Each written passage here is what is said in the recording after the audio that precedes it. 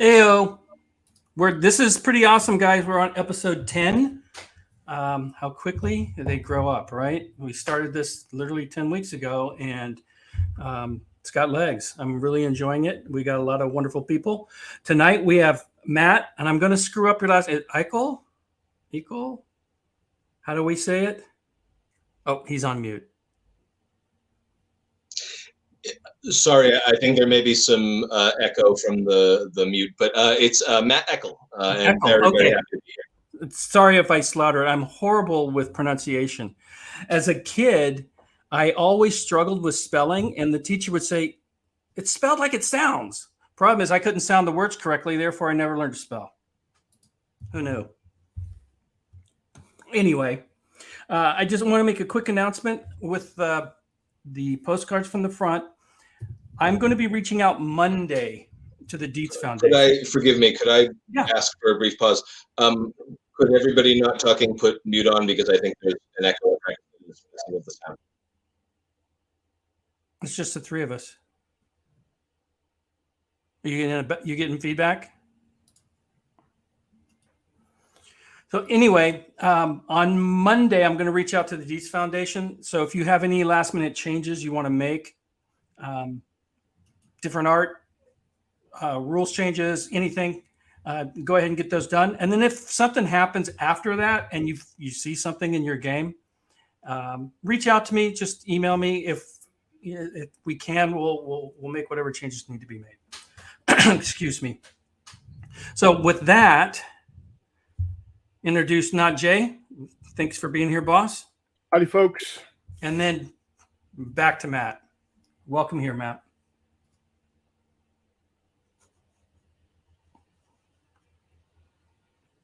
Oh, we lost it? No. You're muted still. Yes. Forgive me, there's feedback. I'm wondering if people who aren't talking should perhaps remain muted, just because I'm getting a lot from both. It's not me, because I'm in the headphones and I'm on a microphone. So it's just the two of us. Are you getting the feedback now?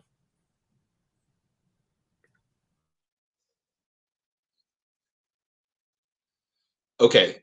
Now, can you all hear me? Okay, please forgive the technical difficulties. I was just having a very difficult time keeping track.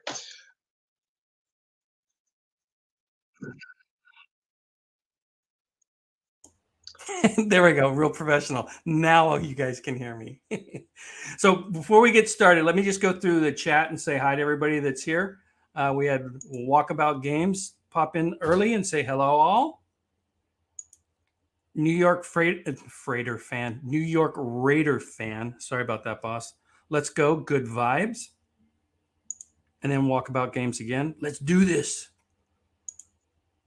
And one of our all-time favorites, Charles. Hi, Charles. How's everything going?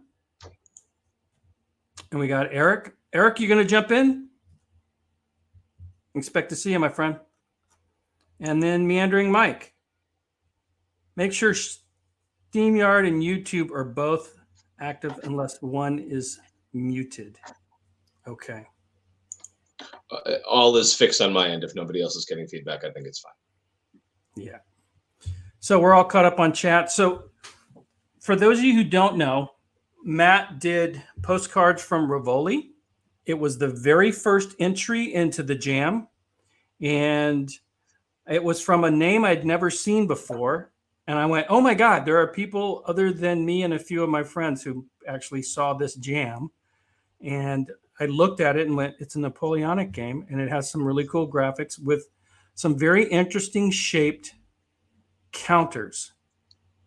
And that was what originally drew me into, well, one, because it was initially it was the first game, right? But really drew me into that. And then Matt and I actually had a conversation a few months ago. I'm not going to try to remember the math because I got it wrong earlier, but it was at least 3 or 4 months ago. And we had a good 2-hour conversation. And then I realized that there's no way I'm going to be able to do all these interviews by myself and edit everything on a weekly basis. And for a lot of reasons, this being a major one, is why the podcast actually exists. So we're really glad to have you here, Matt, to kind of, I would say kick off the thing, but we're on the 10th episode, but it's still kind of young. So welcome aboard, and let's talk a little bit about your game. I'll bring it up here in a minute and show it. But how you found the game jam, what intrigues you about it, and just kind of your experiences with it. Sure. So, first of all, really glad to be here. And before we get started, just this whole project and everything that it's become is really quite impressive. And I'm really so happy that you kind of got this this whole thing going, and that you're putting all this work into making sure that some really cool stuff comes out of it. Yeah, I've been kind of into hobby wargaming for a while, off and on for, I don't know, 6-7+ years now, maybe more. Time does start to get a little fuzzy, as you were just saying. But I do remember that one of the first tabletop war games that I ever really encountered, and actually one that I ended up getting the first time I went to WashingCon as just kind of part of the ticket. There was a big pile of games. You could pick one. Was Guns of Gettysburg, Rachel Simmons' Guns of Gettysburg. And it was this incredibly interesting and like intricate cardboard wood way of thinking about the Battle of Gettysburg that I'd kind of messed with in computer form, and I'd seen the movie, and like I'd always been one of those guys who would read military history at a kind of medium level, and I just found it very cool. Also very complicated in retrospect, probably not like the tabletop war game to start with. It's an absolute masterpiece, but there's a lot of concepts to wrap your head around, and if you've never tried to sit down and play a tabletop war game before, it's a hell of a one to start with. I remember trying to bring some friends into play, and they'd be excited, and we'd sit down and start going, and then like arguing over little rules because but like the whole point of this is that it's because of rifle fire, and it's like, but there's an arrow here and a line here. So it is what it is in that regard, but it's an absolute masterpiece. And I got into Rachel Simmons' games. I have Bonaparte at Marengo as well, which is a great one. I've always also, not always, but maybe since I was a teenager, been a little bit of a Napoleon head. One time on my dad's bookshelf when I was like 12 or 13, I found kind of relatively simple but interesting history of the Napoleonic Wars, and I just found it really interesting and horrible but interesting. So I have kind of tinkered with design as I've kind of gotten more into the actual gaming element of the hobby, and a little while back I had tinkered around with this design around the Battle of Rivoli, and I hadn't really done much with it. And then I don't know, I was looking around with Twitter, and I saw that there was this postcard contest, and that seemed like a cool way to give myself a little bit of a kick in the ass to actually take this thing that I was messing with a few years before and turn it into something. And so that's kind of where that came from. And we'll see if anything comes of it. But so is this your first design? Your first official game design? The first one that's gotten this far. I have another couple that have kind of gone through various levels of like very initial development. There's another Napoleonic one that I did a little bit of play testing at a convention a little while back that is a little bit more detailed and a little less abstracted. Like a lot of people in this hobby, I think I tinker with a lot of ideas in my head. I get the sense that most of the people on camera, as well as probably most of the people off camera here, would probably agree with that. Yeah. Well, you're going to be able to. Two things of note with your first design is you're going to get it published, or we're going to get it published. That is cool unto itself. And the second thing is, I heard a rumor from you that you had the art redone. And could you tell us why and who the artist is? So Niles Johansson, and I'm really hoping I'm pronouncing that name properly, who is an up and coming superstar in the world of wargaming artwork, was good enough to sort of take a look at this and do some work on it, and produce some really incredible work. I flatter myself to like my initial little scratchings and kind of what I did with this, but it really takes it to the next level, and I'm looking forward to kind of getting that out there and letting everybody take a look at it, because it's really quite something. Yeah. So that's two kind of notches on your belt. Get published your first game and have Niels as the artist. I mean, it doesn't get much better than that, to be honest. No disagreement. Yeah. And now I'm going to call up your game here in a second, but that artwork you haven't uploaded yet, correct? I believe that's correct. I don't know. Call it up. See what I did end up. Yeah, and I will say this. No, but I believe what's up there was my original stuff. The stuff you had was, I thought, really nice. I remember. I mean, it's kind of funny. So, as I'm sure people can tell from the nature of the camera, this is a fake background. But I actually scratched a lot of this out at a cabin in the woods 2 or 3 years ago, sort of sitting by a lake, putting up a random. Sort of drawing a map of Rivoli on my iPad, and had kind of a half game designed with it, and nothing really happened with it. And so again, was really happy to be able to, have an excuse to use that for something. So let me make sure I'm sharing the right screen here. So hold on. Let's stop sharing that one. Okay. It's not rocket surgery. Navigate this. So let's go present. Share screen. Yep.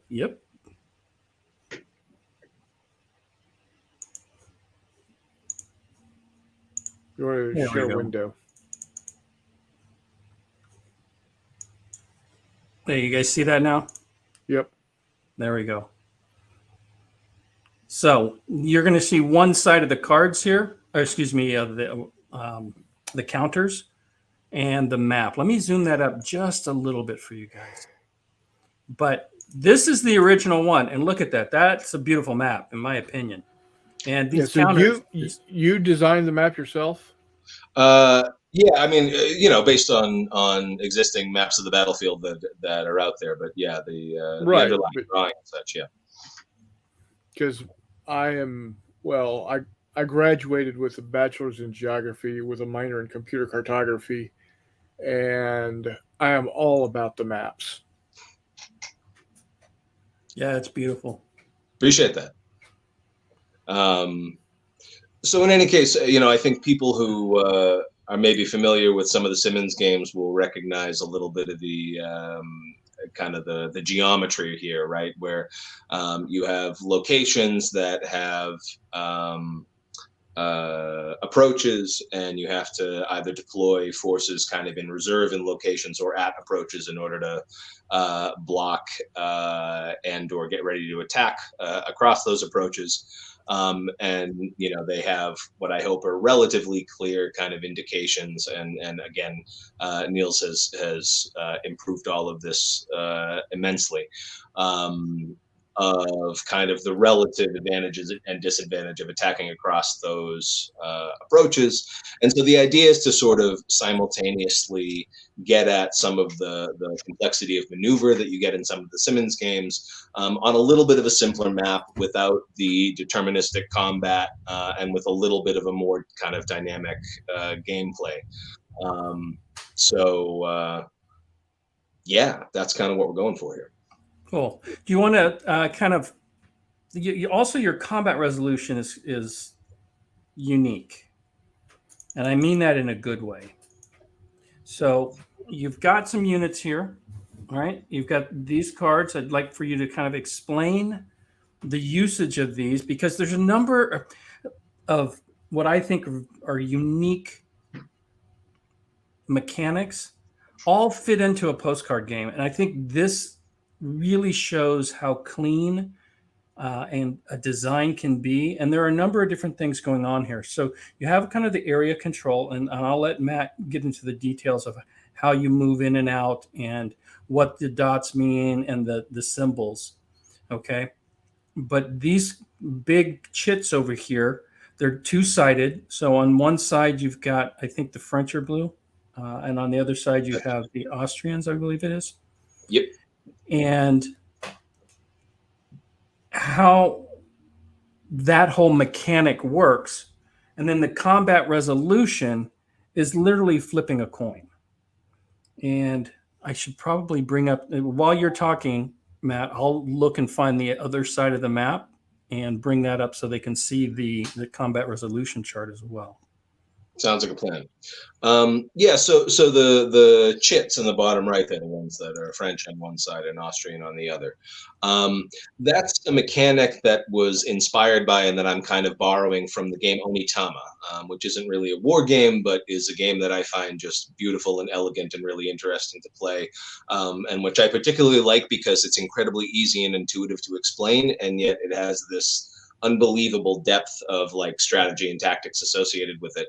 And how it basically works is you have cards that give your, pieces, your units on the board particular abilities, but if you use them, you then put that card to the left of the board, and at the end of your opponent's next turn, they get it for themselves. So it's kind of this circulating series of potentiality, right, of particular things you can give orders to in particular ways. And I was thinking that would be a really interesting and kind of elegant and relatively simple way to model things like a combination of things like initiative and difficulty of command and logistics, and sort of simultaneously be able to kind of and relatively simply for a postcard game like this, be able to model that kind of back and forth of who is setting the tone and who has the most options and who is sort of trying to scramble to save their position. And so how this essentially works is if you've got a chit, you can give orders to either one group of units associated with the number on that chit, or you can, if you essentially are willing to give away extra, give orders to both of them. Right. You can also use the chits to do things like bombard, or like in the context of a battle where you're being attacked by cavalry to form square to give you the defense and advantage. So it's a way of simultaneously representing kind of the depletion of command resources that is necessary in order to do things like form up for an attack, or, form square, or, manage artillery and do all of that kind of stuff, while simultaneously getting at something like initiative and momentum, hopefully in a way that's pretty simple and that doesn't require a heck of a lot of complexity in the rules. So essentially you'll see these chits kind of circulating around the board, and whichever one you play, you have to keep in mind that the other side of that is what your opponent is going to get. That's what I think is the beauty. And so, and the different sides are slightly different in an effort to reflect the different levels of command cohesion that prevailed in the armies at that period. So it allows for a lot of, I think, of depth and complexity to be kind of put into a really simple and relatively accessible package, which is what I'm kind of trying to pull off. I think that's so. The point you brought up there about you use one of your chits, and on the flip side is what you're now giving to your opponent, right? To me, I find that really interesting. Hold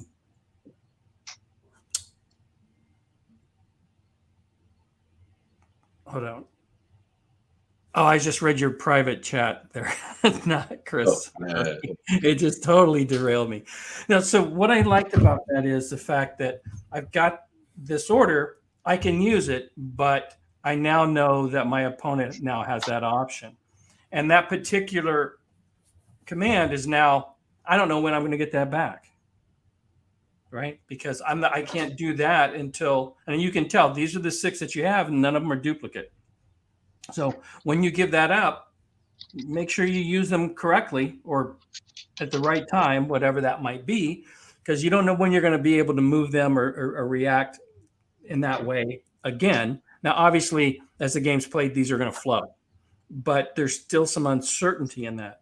Now, I did have a question. When you were laying these out, did you purposely look at what was on both sides and line them up to say, if you use this, I'm just going to come up with an arbitrary weighting that 1 through 6 in importance, Okay, Sure. relatively speaking. So I've got my 6 that have a value of 1 through 6. So I've got my number 6, my most powerful. When I play that, am I giving you your number 6, or as much as you could design something like that? It's not an entire one-to-one, but the idea essentially is that in both cases, so Rivoli was a battle, and I think you can kind of get a sense of this from the design, where both sides had a lot of different parts of their armies relatively dispersed, and they were both trying to concentrate them. The Austrians, because they had this very kind of complicated plan where they had multiple columns marching on multiple roads. Not for dumb reasons. They were coming out of mountains. It was difficult. What are you going to do? And the French, for different reasons, where Napoleon was trying to figure out where the Austrians were coming, and then was trying to rapidly concentrate his force, and you never quite know when something's going to show up. So the design is trying to kind of get at that broad fact in kind of the schedule and nature of the troops that are available to both sides at the different times, in terms of kind of like what is likely to show up when, and which side at which point is having like a give me knight or give me Blücher kind of moment. So the design definitely tries to take that aspect of the game into account. It also tries, I think anybody who knows the sort of history of this battle in real detail will recognize that the actual sort of numbers of the units and the precise kind of balance of things is a little bit abstracted, trying to get at kind of the general kind of momentum on either side, depending on what was going on. But trying to be to have as much fidelity to the history as possible. Yeah, but you're on a postcard, dude. So don't beat yourself up. You do your best, but my understanding of the general situation with the Battle of Rivoli is the French had a slightly smaller army with a bit better cohesion, but both sides were trying to concentrate from a lot of different directions, and it was a near-run thing, which is why it's kind of an interesting battle to game. I think there are some battles that, including ones that get gamed a lot, that maybe aren't as interesting as they're often thought of from a gaming perspective. But I think battles like this have some kind of inherent tension that you can translate to a board in an interesting way. Now, I don't have the map up here, but when I bring that back up, because I want you to kind of explain a little bit of the gameplay. Sure. But there's also a section of the map where you put some units, but they can't really move anywhere because they're on the other side of the river. Right. But historically, that's kind of what happened. And they can, like historically, harass the French. Which exactly for me is such a nice little touch to work that into the game, dude. That's like full props for that. I mean, it was a part of the battle. My recollection of the history is that the sort of fire from across the river from the one Austrian column that was essentially kind of cut off on the other side and mostly watching, there were a few points where it ended up where there was at least a possibility where it could have been relevant. So I try to at least reflect that in what's going on. Well, what's cool about that is that's kind of a unique situation. I mean, I don't know all battles. I'm sure that wasn't the first or only time something like that's happened. But the fact that it did, and you were able to fit it in, again, in the constraints of the design, only having so many chits and being able to do all that. Again, that's just another, for me, it's another sign of a very clean and very good design. I'm very impressed with that. So why don't we talk a little bit about your resolution here? Let me make that a bit larger so that people can see. Sure.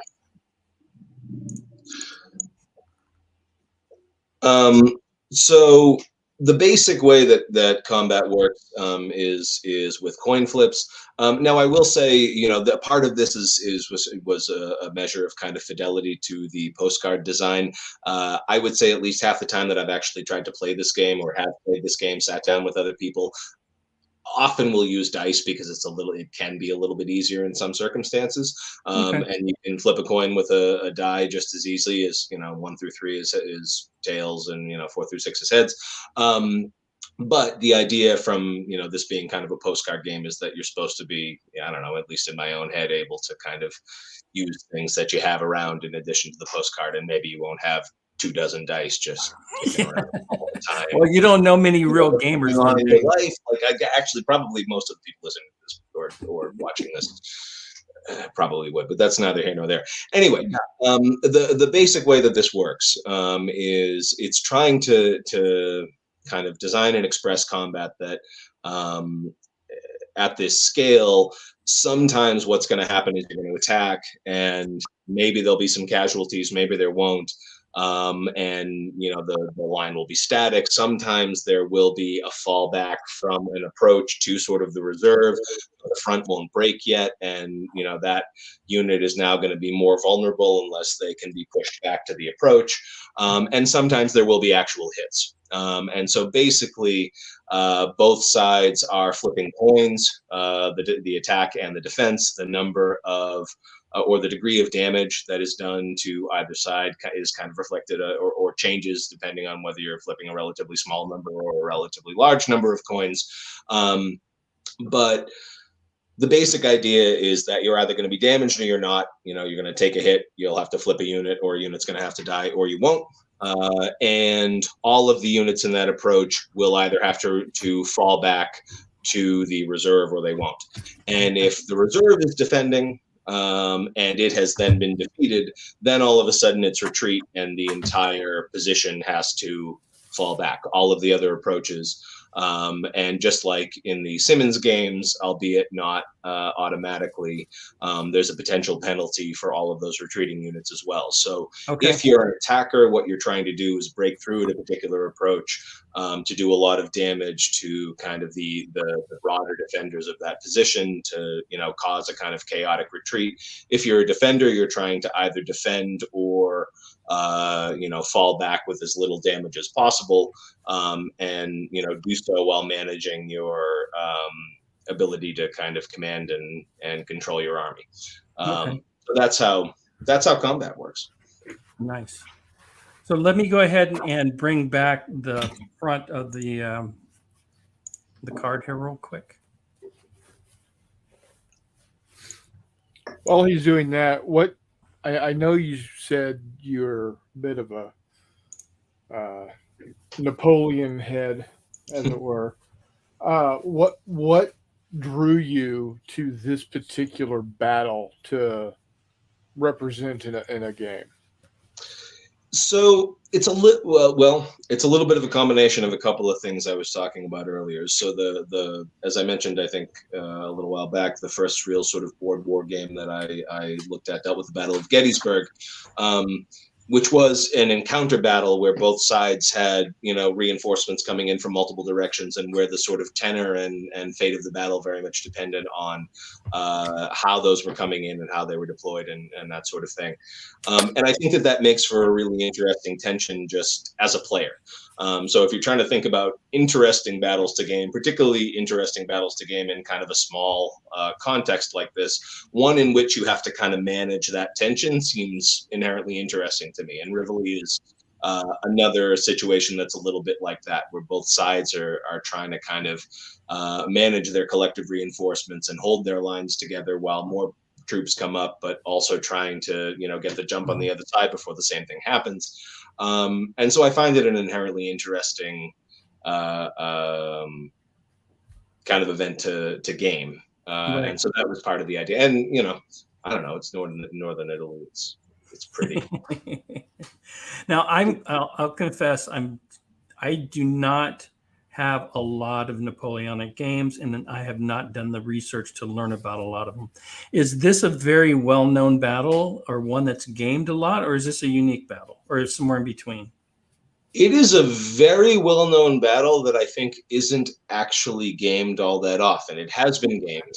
The Vivictus in particular, their Napoleonic series, has one on Rivoli. I think there's a couple of others. It's among people who are like into Napoleon, Rivoli's like it's a very well known battle. It's one of the ones that kind of cemented his. So Rivoli itself doesn't have that many games focused on it. The operational situation around Rivoli is one that has had a lot of games. In particular, more recently, Amabel Holland's Siege of Mantua deals with essentially this situation in a slightly more sort of 30,000 foot level, where you had Napoleon laying siege to the fortress in Mantua in northern Italy, and the Austrians sending multiple relief columns through the mountains trying to break the French lines and relieve the siege. And they sent, I think, 4 in total. And this was the last sort of hammer that they were sending down through the mountains, and Napoleon essentially stopped it here. And after this, the garrison at Mantua fell, and it was very okay. So the battle itself is very important, but it hasn't been gamed that much, at least in kind of English language board gaming world, as far as I know. Okay, I just find that interesting in general, that anything that Napoleon, I was going to say Napoleonic, and I stopped with words. Well, no, you would think that almost every encounter would be pretty well traveled gaming territory.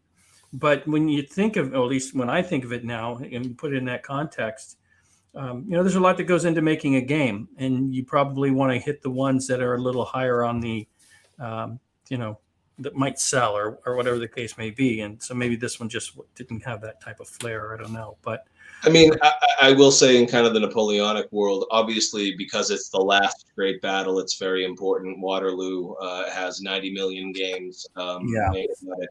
But I do think that part of that as well is because so much of the wargaming hobby is kind of English language focused, that, the Brits that's what I was going to say. The Peninsular War and Waterloo and Trafalgar, which is great, and all great things to game. But the Napoleonic Wars were a whole mess of horrible things that can be dealt with in this format, I think. Yeah. Hey, boss, thanks for joining us. Yes, and Matt did actually did the map, so you did a great job on that. So thanks, Todd, for noticing. Hey, Todd, how you doing, buddy? There we go. He did make his name in Italy, yeah. But I'm assuming most of the people on this podcast have some sense here, and there are people who are far more versed in the history than I am. But this first Italian campaign was what put Napoleon on the map and turned him from a guy into somebody. From a guy. I will be honest, no clue. Chris and I both.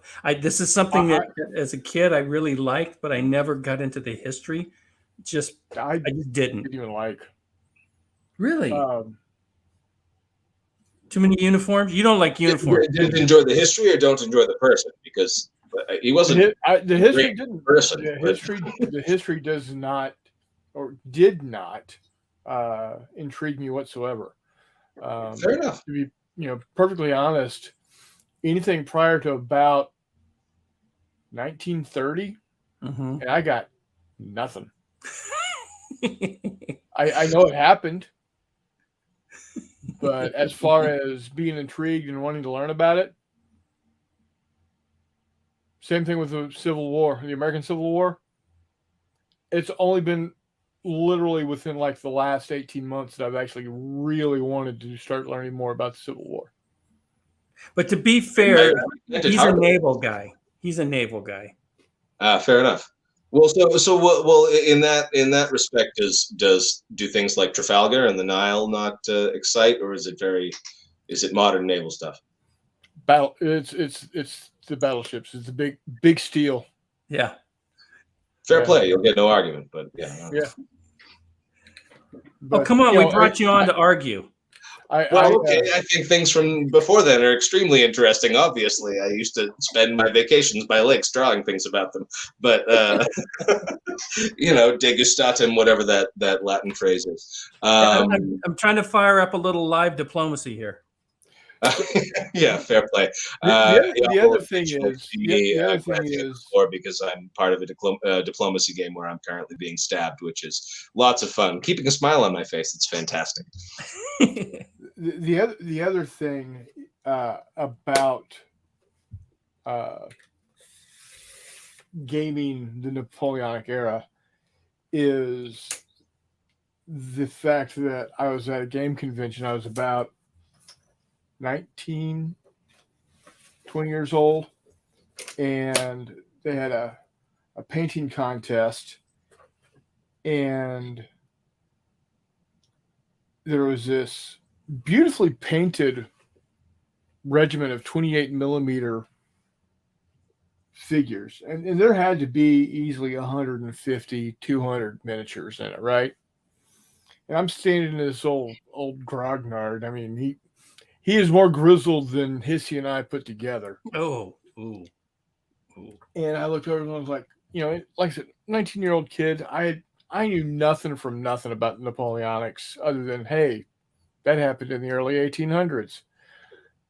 And I think, man, probably puts you in the top 80 percentile anyway. But yeah, let's keep going. Sorry. Like, hey, man, those are pretty good looking miniatures, don't you think? Like, yeah, but the under cuffs or turn backs or whatever the hell they're called. It's the wrong shade of blue for that regiment. So these Space Marines over here, what do you think of those? Oh, I wouldn't deign to play that nonsense. Cool. That's all I need to know. Thanks. And I went headlong into sci-fi. I didn't do any historical gaming except for naval combat for 20 years at that point. Didn't even touch it. So, that's a bad experience. Yeah. So I guess I'm not a minis guy, so I can very much sympathize with you in that sort of context. Like, I'm the kind of guy that wants like little bits of wood that represent things and nice looking maps. I'm a huge fan of the Bug Battle series, for example, and they do great work with both the American Civil War and the Napoleonics, and nobody's arguing about cufflinks. I guess all you can say is it certainly does seem like people in the 18th century cared about that sort of thing. So I can sort of respect like the dedication to care about it today. Yeah, but blue is blue. Takes you only so far. There's dark blue, medium blue, light blue. That's good enough, right? I mean, to nitpick between periwinkle blue and cornflower blue. I mean, I think years after the fact.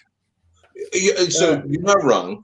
I think there's something to be said about kind of wargaming in the miniatures world primarily as an excuse to show off and do something with something immensely artistic and interesting that you've produced versus wargaming in more of the board tabletop world that's about abstract representation in a way that's like technically interesting. And I think that it's more, and so, Godspeed to you if you want to make sure that the precise blue in the uniform is reflected in the mini. Like, I actually think that's art. That's fantastic. But it's not the part of this that I necessarily engage with. I think put them on a table and you're 4 or 5 feet away. And can you really tell? Can you really tell? I don't know. But no, I get that, and so that. But his point is pretty valid. There are a lot of people that are. It's not so much that hey, it's the wrong color. It's more the attitude of some of the players that you run into, and I don't think it's limited to historics. I think it's just any type of endeavor you get into. There are a very small minority that seem to be very loud that are haters, quite honestly. And it just turns people away from wanting to participate in those style of games. I've run into a handful of those with Games Workshop. Right.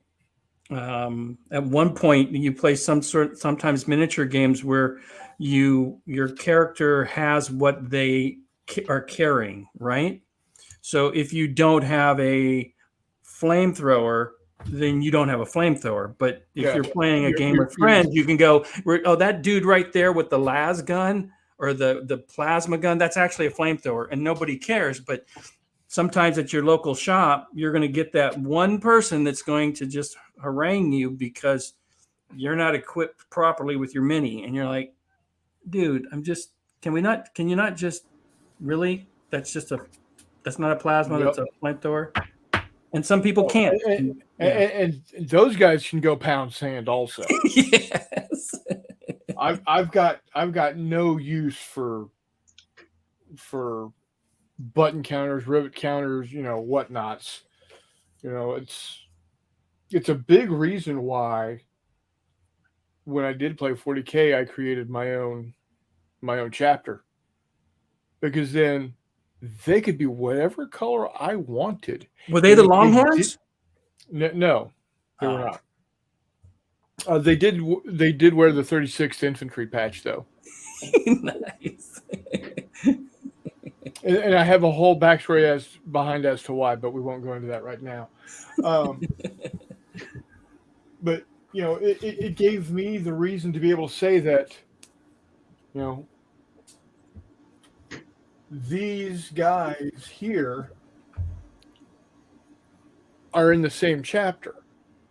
Although they are different greens, it doesn't matter. They're in the same chapter. Oh, wait. One of them's in a Mark IV armor and the other's in the Mark VII. Those were so out of date by then that never really existed. It's in the amazing year 40,000 or 41,000. Yeah, it did. So deal with it. Poor Matt now. Not gonna lie, the conversation has moved beyond my ability to productively contribute, but yeah, I mean, it does indeed. I know nothing about minis. So how you conduct there would So how you can conductively contribute is the way this jackass 30 friggin' years ago should have contributed. It was like, you're right. Those are beautifully painted miniatures. Yeah. Now, if you want to know a little bit more about the history, I can talk to you about it. Right. And how if I was painting them, I would have painted them this way. Yeah. Yeah. Like a person among people interested in the same things they are, which would be So we have let me rein us back a little bit on topic. I warned you, Matt, that we veer. Eric. I want to welcome Eric. But yeah. Hi, Hello, everyone. Just now, Matt, Eric and you are about 5 blocks apart, I think, right, Eric? I know. He's in Boston somewhere. I am. Yep. Or are you in Massachusetts these days? I am. Yep. Down around the South Shore, just a bit south of the city. Oh, okay. Yeah. I'm mostly out of DC. Not sure if you know Natick, Framingham area. I do. Yeah, that's where I hail from. I back it. Good place. Yeah. Nice. You guys can hear me okay? Yeah, you're good. Yeah. Sure. Yeah, for some reason I can't hear myself, but that's okay. As long as you're not supposed to, when you're wearing headphones and using a separate mic, you're not going to hear yourself. Okay, that makes perfect sense. I'm an idiot. No. You're coming across normally regardless. So yeah. I'm gonna intervene here for a second, and I'm gonna step on his toes right now. Oh, go for it. A little bit, light step. Go ahead, stop. I just want to invite Matt to come and play test this game with us. Either Rivoli, or if you're working on a prototype, or if you have a game that you like to test it out. We have a show now on Fridays. It's called the Playtesters. I'm not sure if we're only on our 3rd episode, Mike, I believe. Yep. And it would be great if you could stop by one of these Fridays and show whatever game you have on a pipeline, or if you want to show postcards from Rivoli, that would be awesome. Very yeah, that's interesting. an enthusiastic yes. I'd be happy to. Let's work through the specifics, but can't wait. Absolutely. Only if the turnback colors are correct. Right. Yes. Yeah. Show me what your the waistcoats look like these days, and we'll. Yeah, listen, we can play this one. We can play the next one. The waistcoats in 1803 were completely different than the waistcoats in 1807. These are important things to know. Yeah. Right? Like just baseline knowledge. I'd like to learn more about Napoleonics. Jeez, guys. So one thing, in all seriousness, thanks for bringing that up, Eric. What we want to be able to do is kind of an extension to having the jams is to have a forum for people to get their games play tested, at least by other. Yeah, Hexy, that is a beautiful map. Thanks for dropping in, boss. And again, I'm going to big up Matt did that. And that was the first game that was in the game jam. He's also a big map guy. He actually does mapping for the county he lives in. So, yeah, he's all about the maps too. Oh, Jeff does? What's that? Oh, nice. Jeff does that? Yeah. Oh, nice. I didn't know that. Yeah. Cool. But so yeah, the play testers, Matt, is where we will take your game on Tabletop Simulator, and for a couple 3 hours, we'll just play it and give you feedback. And we're going to be doing a board game tomorrow night, and this is not going to be exclusively war games, but we're going to have a lot of war games on there. Even to the extent of some of the games where maybe the designer isn't available or we can't reach, we may just take their game and play test it as well, because we want to get as many of the ones from the jam on that channel so people can see them. Again, really, as you said, I really want to hype up when you enter this contest that your game's going to get some level of love, not just hey, thanks for popping in, right? We want to kind of put it out there, and because I think I already mentioned the Narrows got picked up by Snafu Games and is being made into a larger version. And there are a number of professionals that have submitted games. And I know that David Thompson has another Battle Cards game that he teased a while back on Twitter.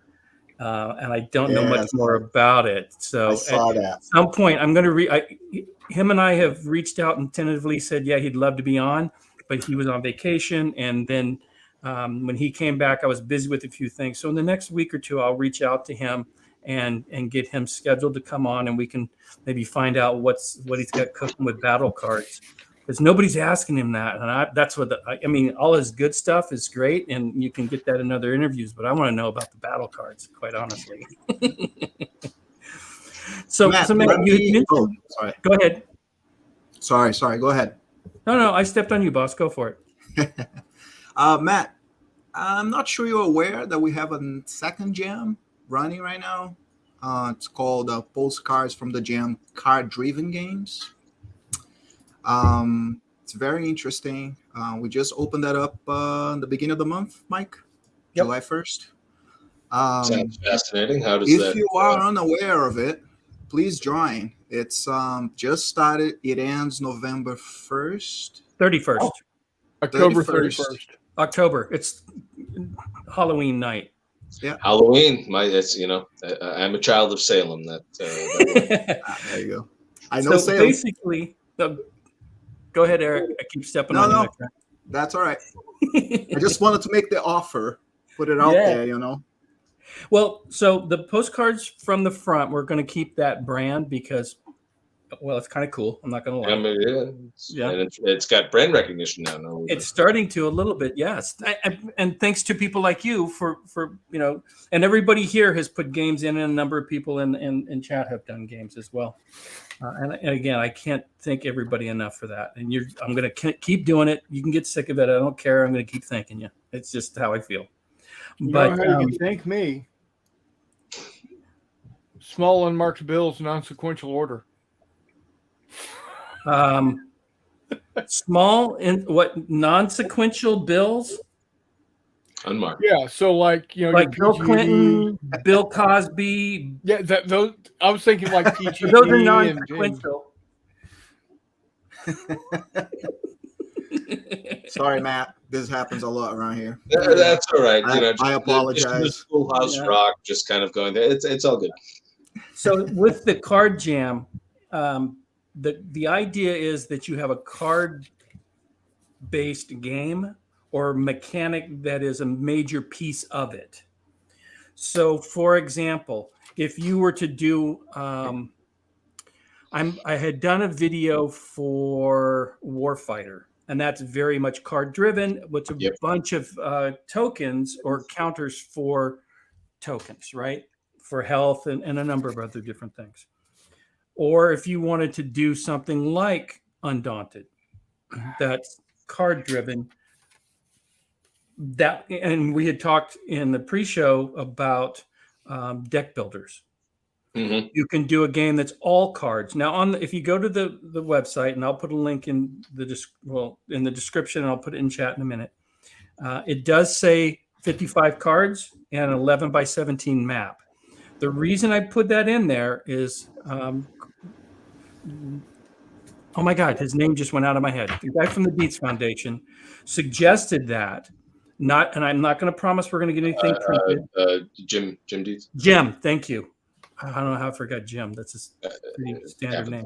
But he suggested that we go with 55 cards and 11 by 17 because he said that's something that they could print.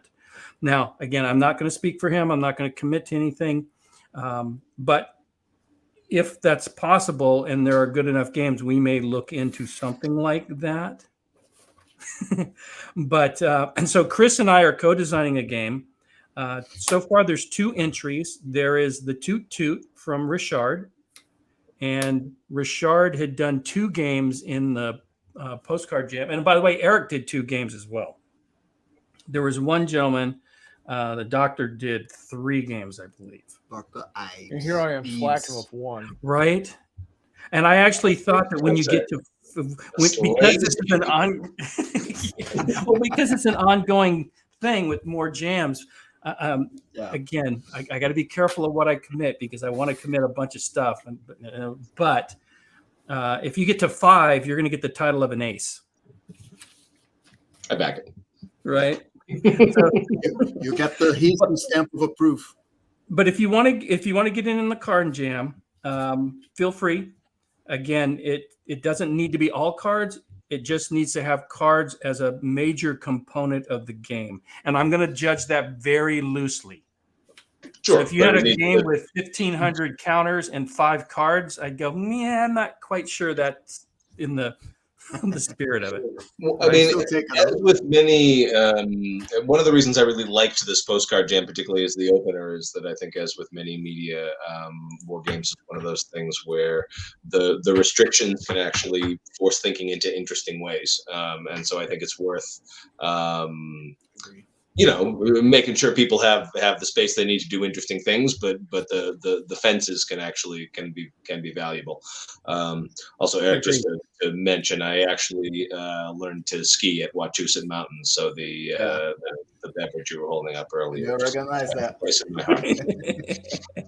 And I don't have any of my good San Diego beer next week, my friends. Next week. But yes, so feel free if you want to. Obviously, no pressure.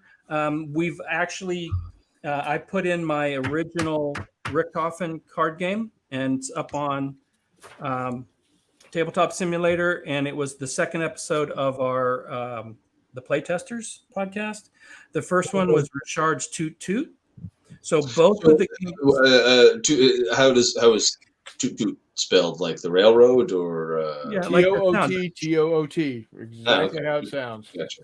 And it's really interesting because it's about noise on the battlefield, and what you basically do is you give your units before you give them commands, and then you send them off into battle. And as they move and as they fight, the level of noise increases, and your ability to give them orders, they may or may not even hear. I really like concepts that take into account that sort of thing. So that's very cool. Yeah. So you can go on to the channel if you want to watch the first playtest session. We did a really deep dive, and we spent a little over 2 hours on it, and you get a good sense of how it plays. And we shredded it. We gave him like, dude, you don't know what you're doing. You need to fix this. No, I'm kidding. He's such a good designer. Oh my God, he's a very good designer. Oh, I mean, it's, you know, and I mean, one hopes you shred things appropriately, because that's how games get good. Yeah. So with that in mind, if you mentioned that you have some other games you're working on.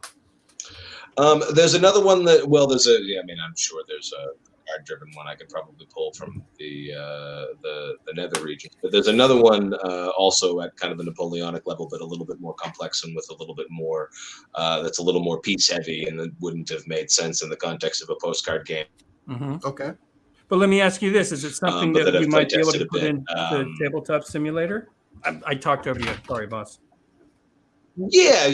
That, I mean, you know, I have to sit down for a moment and do it. Yes, it is. In fact, I think I've got about half of it in there already. Okay. I would love to get into some playtesting in that context. That would be great. Let's do it. Sort of a rethink of Hex Encounter with a little bit more of a linear.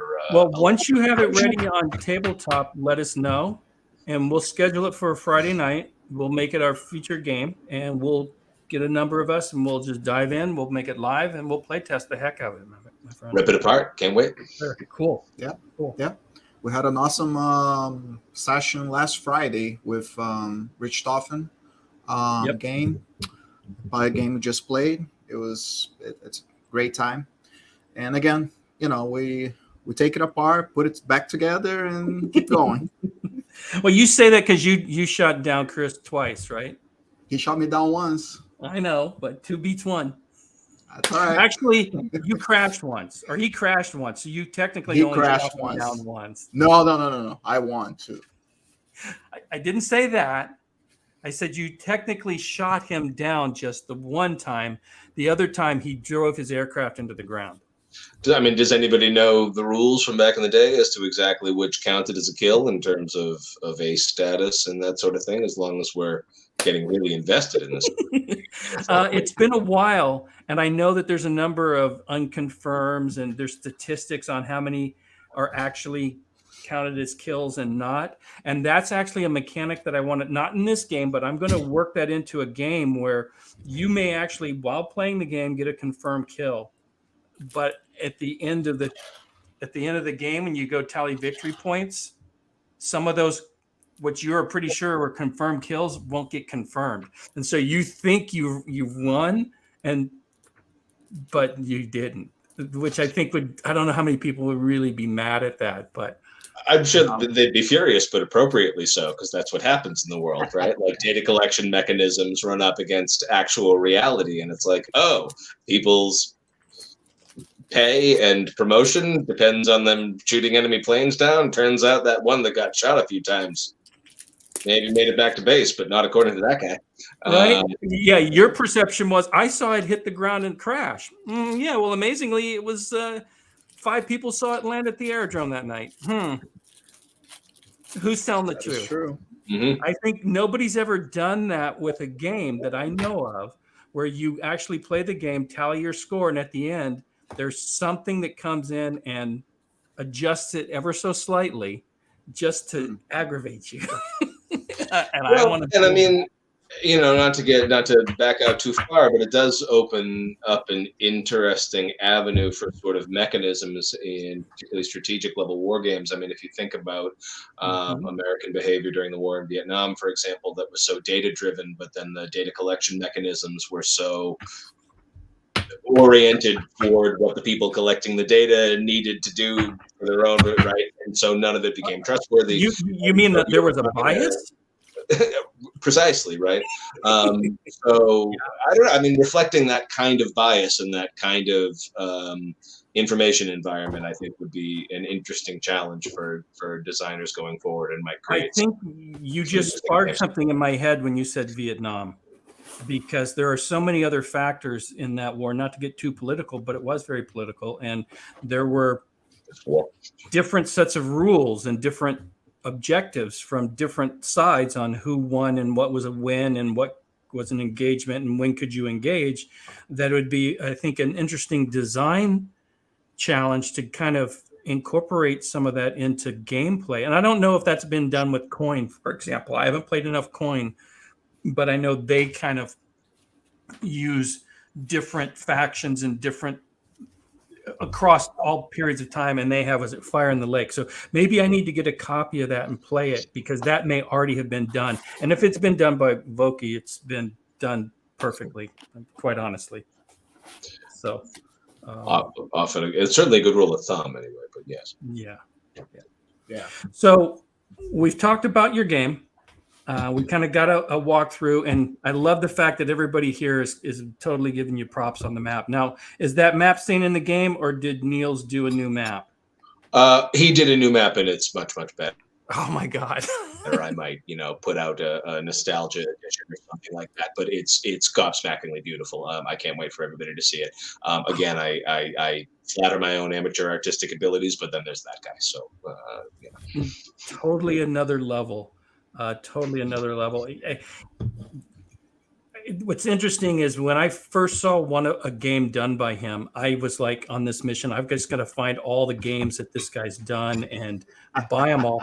And I come to find out that he has done games for small publishers.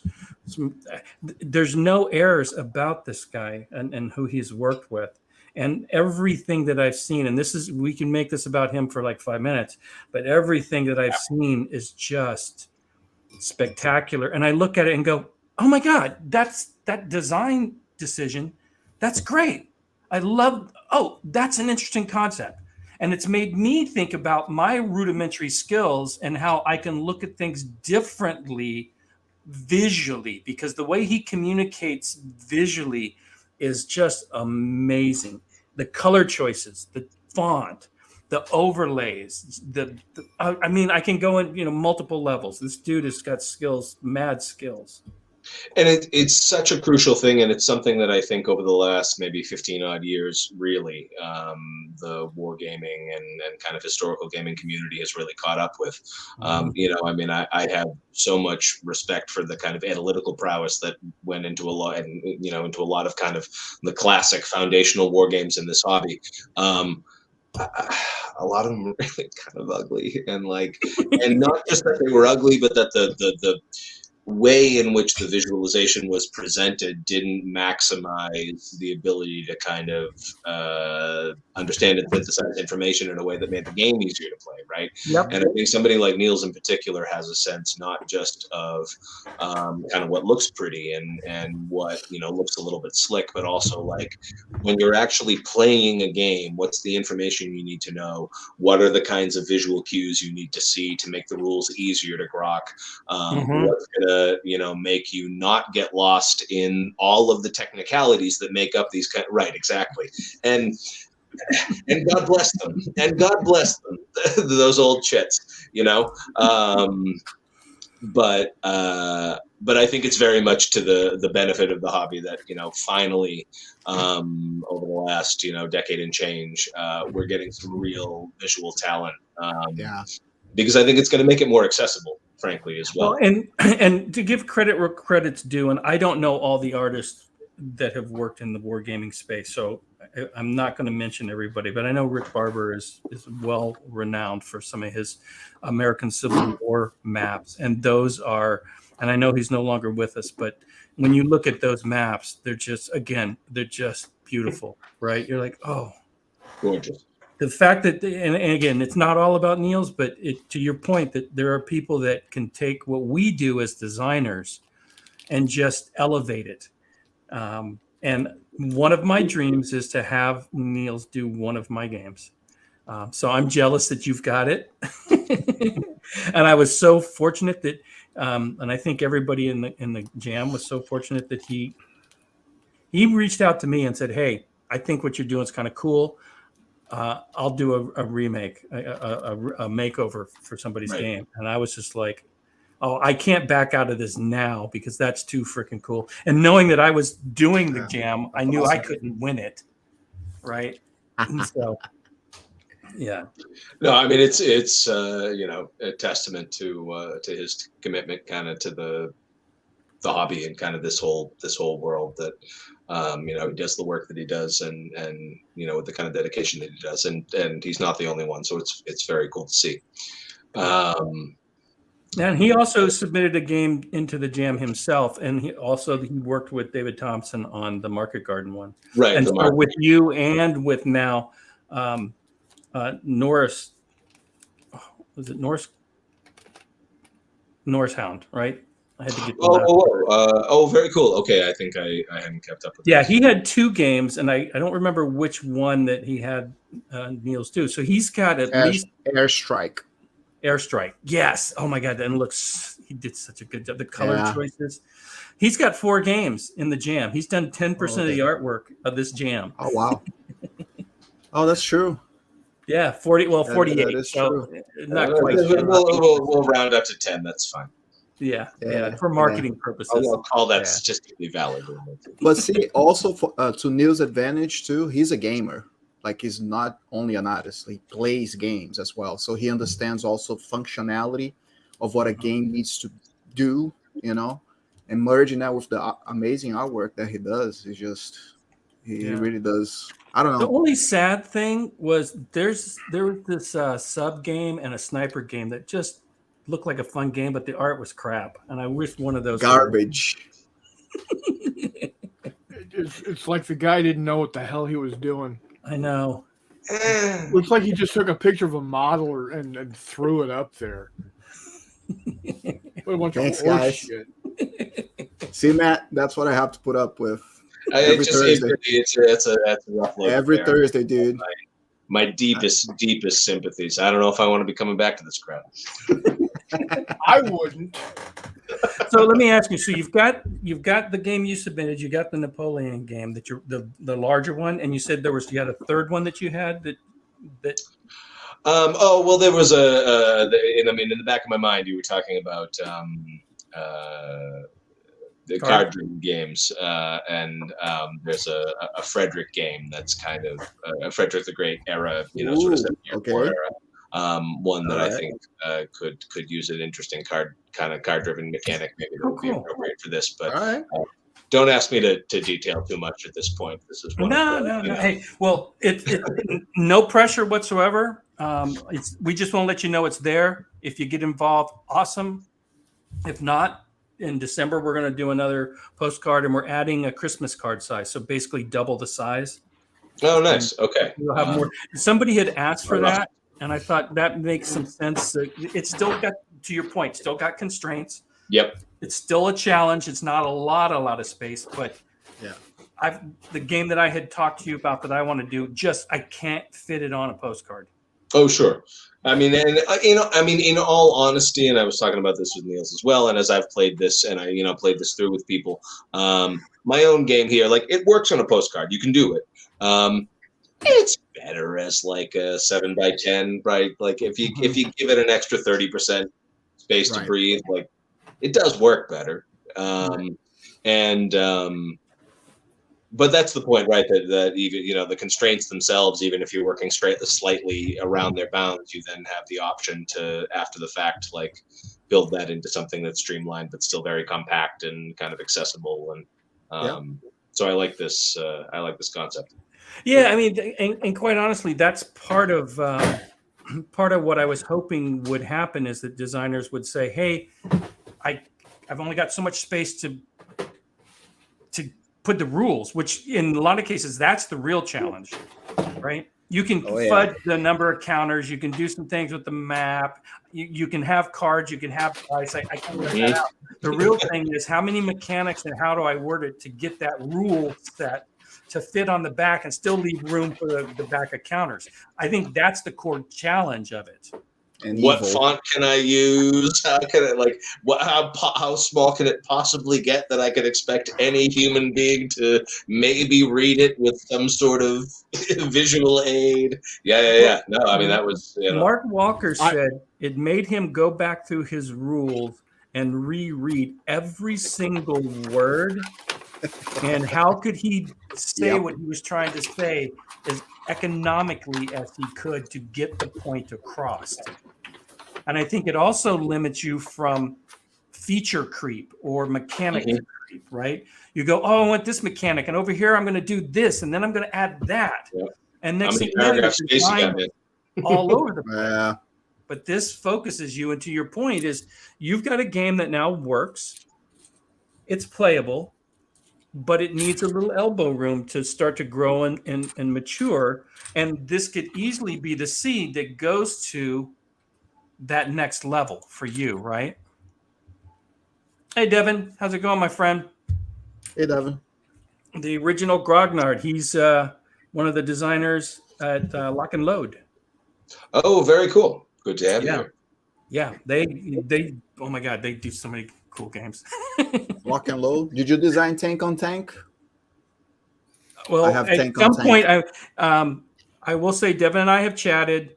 We just haven't got a time frame for him to come on yet. He's got a lot of stuff going, but we're working on it. Oh, cool. All right.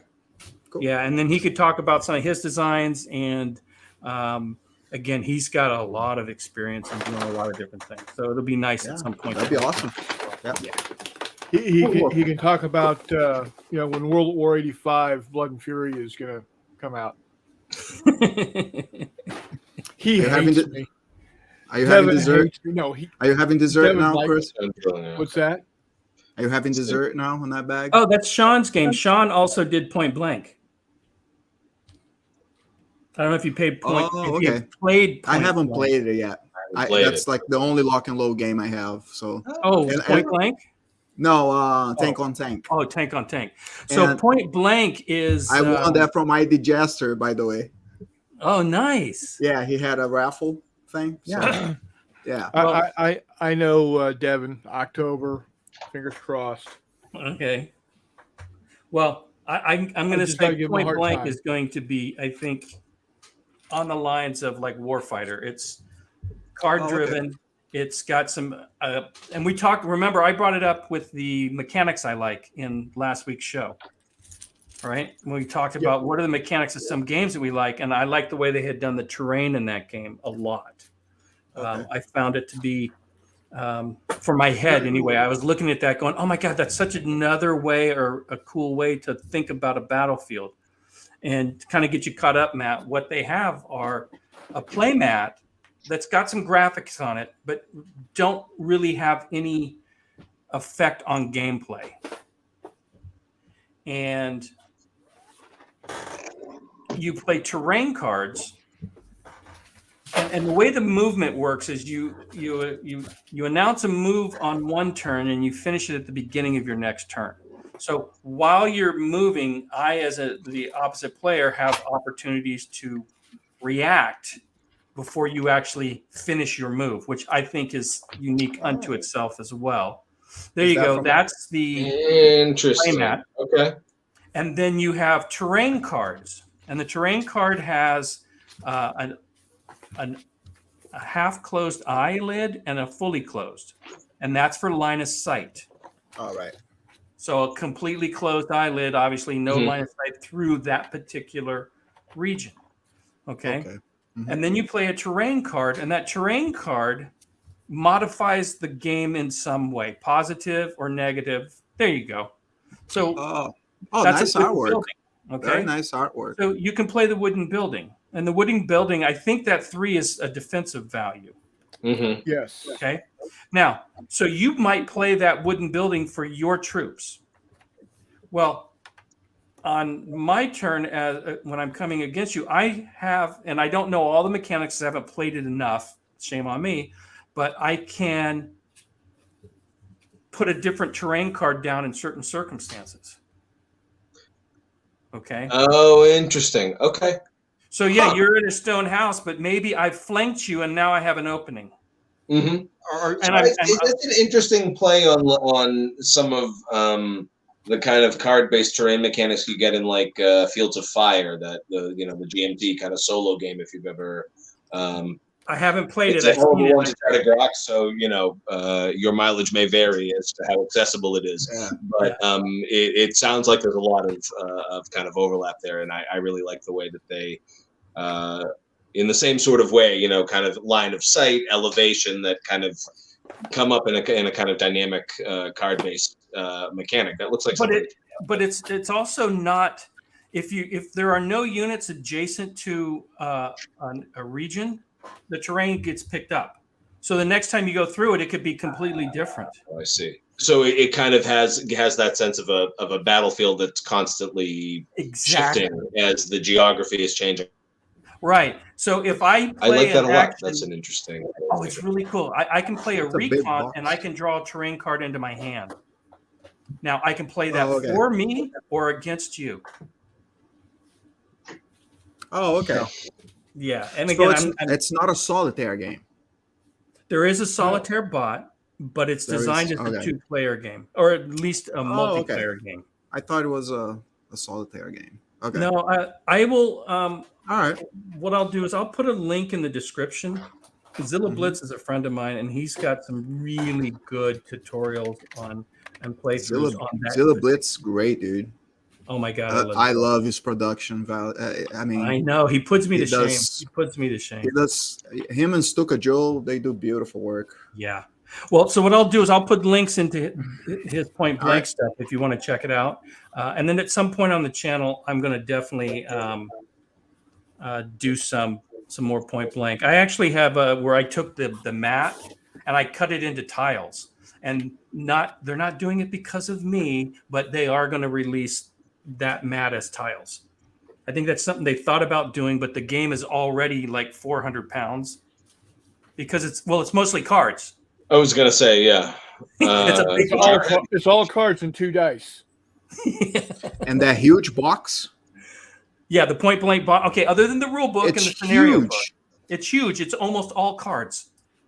Oh wow! Oh yeah, it's totally man. worth the value of the game. It's like $120. I just saw Chris carrying, and I'm like, really, just cards? Oh, again, there's a rule book and a scenario book. And sure. How to design. Okay, this doesn't take a lot of space. The lock and load. That's all right. Hey, I pimp 2 game companies, Wiley Games and Lock and Load. There you go. Because both companies make great product in their sphere of influence. Yep, they do. So it's fairly counter light. All right. Yeah. And those are markers, right? Those are just for status and things like that. They look very big. 1 inch. Yep. They look like 3/4. I was gonna say 3/4. I think. Yeah, close enough. 3/4, 7/8, something like that. They're their standard size. Yep. Already rounded. Don't need to bust out the. I've got a drink. I'm drinking water tonight. Tomorrow night, I'll have some local Stop! IPAs. You're drinking water? What is wrong with you, man? Wow. Water tastes better than IPAs. That's for damn sure. Okay. Matt hadn't met you before tonight, Chris, and you're leaving a very soury taste in his mouth as a grumpy old man. Just like an IPA. Yes. Well, no, an IPA is more of a bitter. I'm not so much a sour guy, but IPAs I do enjoy. Oh, God. I'm drinking a double IPA here, my friend. I say, I salute you. I was drinking y'all were raised around all those, earlier. Y'all were raised around all those friggin' pine trees is what your problem is. It's just maple leaves. Yeah, it's New England. I don't know what to say. Look, man, we'll drink anything around here. We'll drink anything around here. So those are the mats, and those are nice quality mats. Yeah, they look beautiful. Oh, nice. But they're not required for play. No, not at all. Oh, okay. Gotcha. Yep. You've got a core rule book that is 95 pages. Yep. Again, with lock and load, beautifully big print. Oh, okay. For all of us old assholes who can't read small print, like on our postcards. 12 font, Chris? It's every bit 12, if not. Yeah, I think it's 12. Yeah. This thing might barely fit on a postcard. If by postcard you mean a poster board card, yeah. 84-page scenario book. I meant a billboard. I meant a billboard. Right. I mean, what if it came with one of the magnifiers that you would use in the Cold War era to kind of pull out the incredibly small text in those like dot put it on microfiche. Yeah. I mean, you could just add a postcard size. Comes with 8. That's an idea. Hold on 1 second, Chris. Matt, that's an idea. You could do microfiche game that literally fits on a postcard that's like 15 or 20 slides. Okay, sorry. Go ahead, Chris. Good Lord. What I get for joking out Let's loud. just do microdot data sets, right? I mean, is that a joke? We're talking Cold War. If we're talking Cold War. Yeah. No, I think we're on the same page. Anyway, sorry. Please continue showing. That's okay. 8 reference cards, and I don't care what anybody says. The more reference cards, the better. I think there's a reference card for the reference cards. I'm good with that. Yeah. And then you've got this stack of I can't even get my finger down to get all of them. But you got this stack of these size cards. And those are like personalities and weapons, like commanders and weapons. Right, and smoke and stuff like that. Yeah. So back to Postcards to Rivoli. Shush you. We'll get back to it. I'm kidding. You have 7 stacks that are this thick. 7. All right. 7 stacks. Start sleeving them. So this is less of a postcard game oriented type of experience is what we're really getting at. It's the opposite. It's the exact opposite. Yeah. That's a lot of game. That's a lot of game. Well, and that's why it's $120. And they're coming out with an expansion for the bulge, and that mat you can flip over. It's going to be winter and non-winter, just again for the aesthetics. And because it's been fairly popular, they're probably going to do North Africa. They'll do the Pacific at some point. They'll probably do Italy. Name them all. I mean, it's a system that's just going to grow. France. Operation Again. Anyway. It was not a small war. No. Never. Okay, so it was. One of the things Matt had brought up earlier, I'm going to bring it back around to Matt because this is Matt's time now. Yes, Matt, Chris. Again, he's the number one entrance into the. That's all. In fact, if we ever get T-shirts made, I'm going to have one for you, sir, that just says number 1 on it. Number 1. I mean, I won't complain. Yeah, sure, I'll take that. The thing we only went to 48. It says after the bulge expansion, we are looking at the Eastern Front from the original. Very cool. Nice. Yeah, I gotta get some of that and get it on the channel because that's such a cool game. Pretty cool. Now, where was I going? What was I saying, Matt? We were reorienting the discussion toward me, and I don't think we got much further than that. Yes. So you had mentioned that you were playing with some of your friends.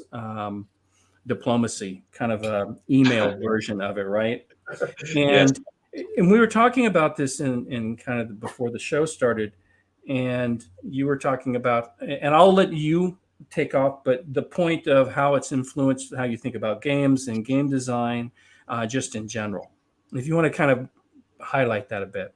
Sure. Well, so before I get to this bit, I think the original Diplomacy, the one that was conceived by at Harvard in the 50s, is just an amazingly elegant bit of game design that you get just like so much gameplay depth out of, and it's one of those, and not just that, but kind of a pure distillation of a very particular mechanic of sort of simultaneous order resolution, and the entire game sort of resting on social dynamics and on judgment about truthfulness and that kind of stuff. And I think it's an incredibly cool game.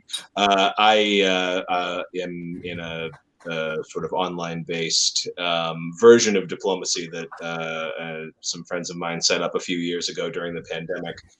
That instead of the baseline 7 people involves 22, 23, and games last about 3 odd months. It's called Metternich. They're set in the early 1820s, and in addition to all the various European powers, many more than are in the original game, you get Argentina and Brazil and the Hausa Empire and China and Japan and Siam and all that kind of stuff. It's very cool. Destroying so. See, this I'm glad the original Grognard said that, because diplomacy is one of those games that is probably it might be the most vicious board game that you could possibly design, right? Because the only way to win is to lie to and manipulate the people around you. And yet this community of people who have sort of coalesced around this game have been really wonderful toward one another. So I think it's a really interesting kind of illustration of how board games that kind of channel some of our worst impulses do so in a way that can be socially productive, and that's kind of. And you're doing it with 23 people, not 7. Yes, at a time. I mean, the Slack itself has probably 30 odd people in it, but in a given game, there's 23. I think 23 powers. Wow. So yeah, you've got to, and if you're a colonial power, for example, if you start out as Britain or Spain or Portugal or the Netherlands or something like that, all of a sudden your opening game is much more complicated than if you're, for example, Oman, where you're focused mostly on the Indian Ocean and what's going on with the Persian Empire and kind of what the Brits are up to and that sort of thing. It's an interesting little bit of kind of guerrilla game development that's happened among this community over the last few years. And I think has kind of highlighted for me the importance of the kind of social aspect to games that have rules that everybody understands, but that facilitate much deeper play. And I think that historical games and war games and games like diplomacy and games like everything we've been talking about here, at their best have the capacity to do that. And I think it's pretty cool. And that's affected how you think about your own designs to some degree. Correct. Most definitely. I mean, I've as I said, I've been a bit of a Napoleon head, so I do have a little bit of a soft spot for these kind of chess-like maneuver type games, just because I like kind of sitting down to a board with a beer across from my brother or whoever, and we'll play that sort of game. But yeah, when I think about, particularly if you're trying to design games for more than 2 people, games that take that social dynamic into account and take it seriously rather than kind of assuming it out of the rules, I think are in some ways more interesting. And I think some of the historical kind of gaming world is starting to wrap their heads around that with designs like, for example, Churchill and Versailles and some of those more kind of complicated, diplomatically oriented, but still kind of war game adjacent titles that are starting to come out. Really. What's that? I gotta try that one. That's the Mark. Yeah, Herman I mean, game, right? I've only messed with them a little bit with that series. I think I've Churchill a little bit, but it creates some really interesting social dynamics in addition to just kind of the rules ones. And I think being able to have rules that leverage those social dynamics in a way that's still historically interesting is a really cool challenge for a designer, and one that I think is worth thinking about. Isn't there also isn't there a Flashpoint series? Help me out here. Flashpoint South China. Yeah, I think that's it. Flashpoint Southeast China. Yeah, I actually haven't played it, but I think it came out like a year and change ago, right? Yeah, I think that's along those lines as well. It's more of a geopolitical style of a game, if that's an appropriate definition. I mean, our current president, and your mileage may vary as to whether you think he's right or wrong about this, but says in public a lot that international relations is the extension of interpersonal relations with a lot less information to go on, and being able to at least game out some of those dynamics, I think is kind of interesting and kind of an interesting challenge to kind of wrap your head around. Sounds like he was pretty awake when he said that. What I find interesting with game design in general, and people that follow this podcast know that I talk a lot about, I try to design and I think about the gaming experience for the person playing the game. And so when I abstract things or put in mechanics, I try to not have them get in the way so that that experience comes through more often than not, right? I mean, that's the goal. That's the goal. And when you're doing a one-off gaming where you're sitting down, maybe playing solo, or like with the air combat game, it's I shoot you down, you shoot me down, boom, you move on to the next one. But one of the things I learned playing, and what I think is one of the best games ever designed, I'm going to say it, and that's the original Legend of the Five Rings.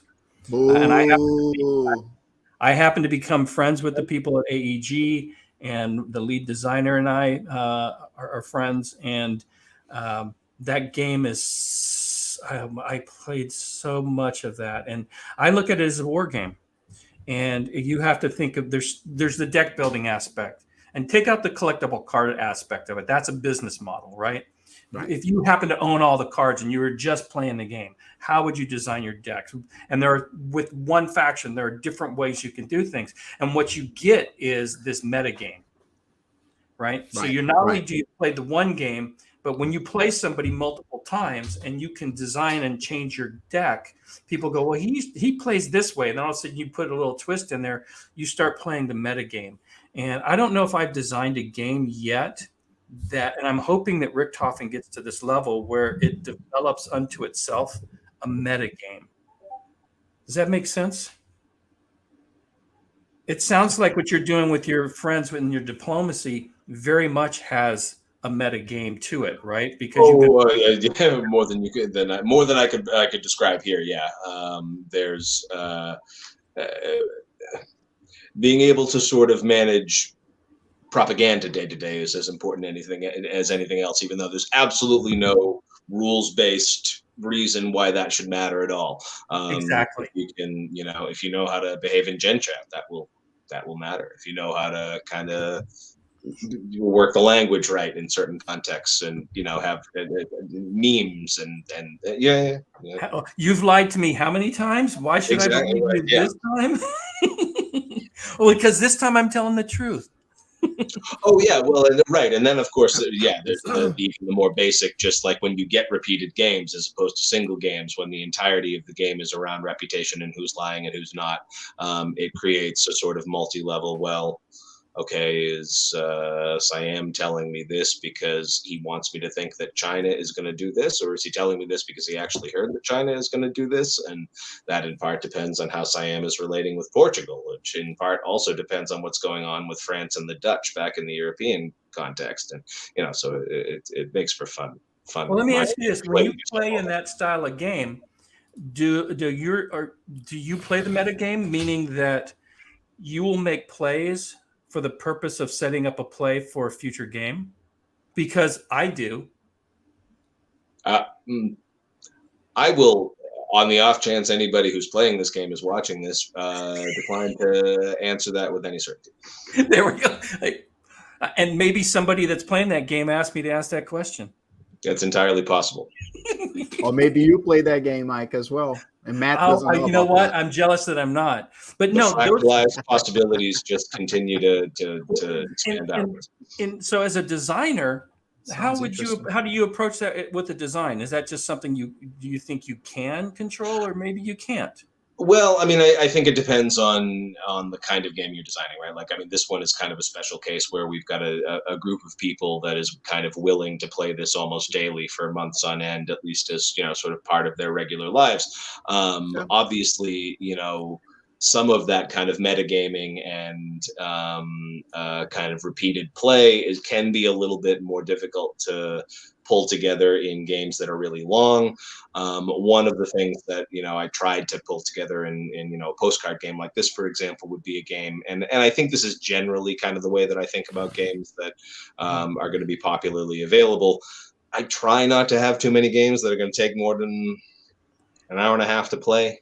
Like, you want a game that you can, there are a lot of games on my shelf that are absolute just bangers of designs, like just amazingly put together, beautiful components. And it's kind of like they don't come off the shelf that often, because at the end of the day, this takes a very long time. And it's almost like having a piece of, really kind of interesting and intricate artwork.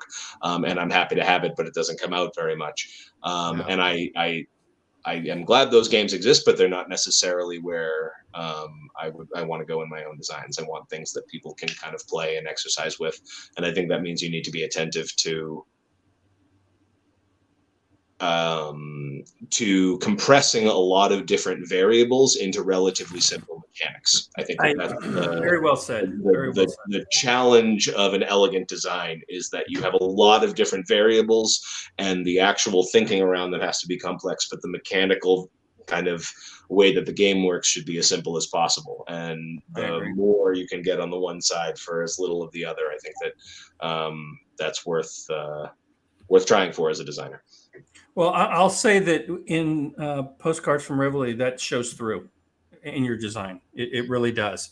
Again, the movement of the chits for activation, the combat with the reserve area, the different avenues to get in and out of those areas. And I said it before, just having those Austrians stuck on the other side of the river taking pot shots, that all kind of builds that experience, right? And it's based around that particular battle. And I think you did a really, really good job on that.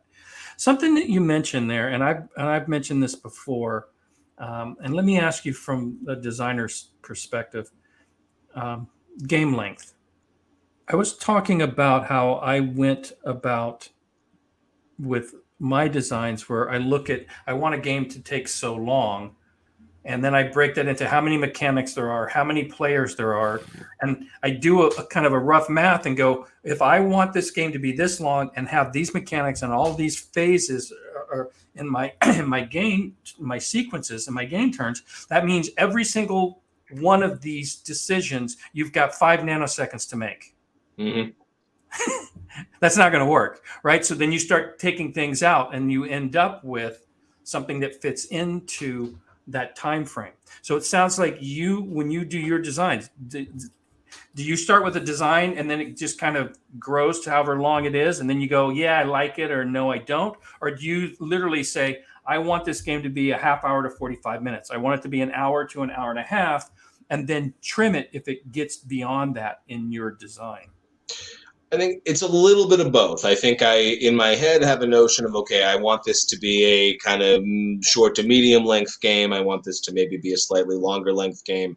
And then start going through the design, and then, a few times over the course of that, make myself do the, Coco Chanel, right, who says that take one thing off before you go out, like drop it together and then choose one thing to remove. Okay. Do that on a at least a few times over the course of the design process.